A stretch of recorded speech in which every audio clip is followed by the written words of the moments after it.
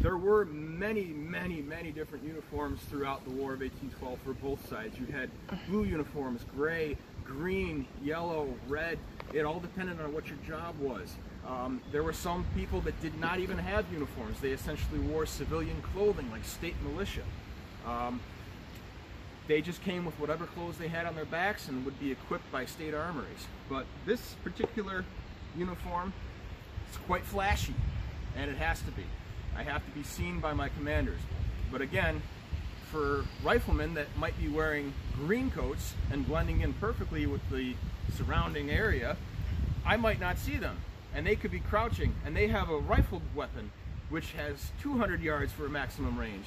So if I'm manning a cannon crew, I'm a big target for somebody that's got good aim.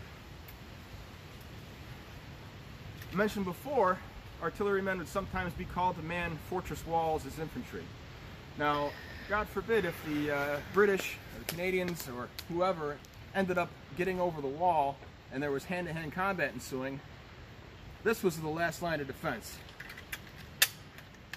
This is a bayonet. This essentially turns your musket into a giant spear. And you'll notice that it has 3 edges. 1, 2, and 3.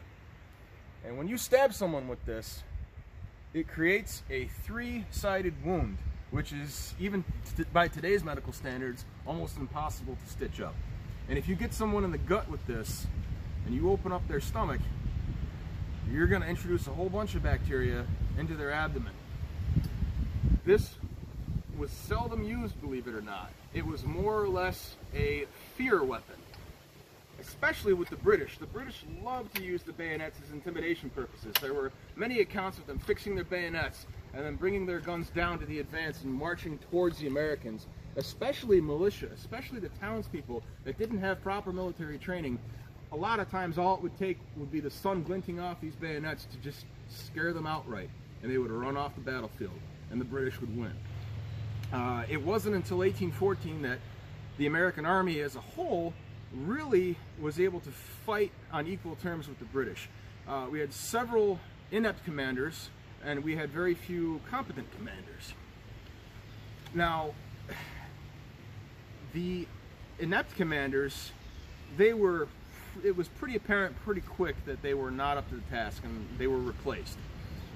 The commanders that were competent, well, they were the ones that live on today in military lore. Winfield Scott, who was one of the greatest American generals of all time, got his start in the War of 1812 simply as a colonel. By the end of the war, he was a brigadier general. He instituted a very intense drilling program to make sure that all the soldiers knew how to fight and how to stand against the enemy. And in 1814, several of the battles in 1814, such as the Battle of Chippewa in Canada, the Battle of Lundy's Lane, which was also in Canada, the Siege of Fort Erie, these were all battles in which the American military showed its prowess and showed it could stand on equal terms against the British, who were, by all accounts, the best army in the world at this time, because they had been, maybe second to the French, because they had been fighting the French for so long. So, that's the bayonet and the musket. We'll move on to some other stuff. Every soldier had a canteen, because wearing a wool uniform and a felt hat in the summer months around New York State, as you know, it gets hot up in New York State.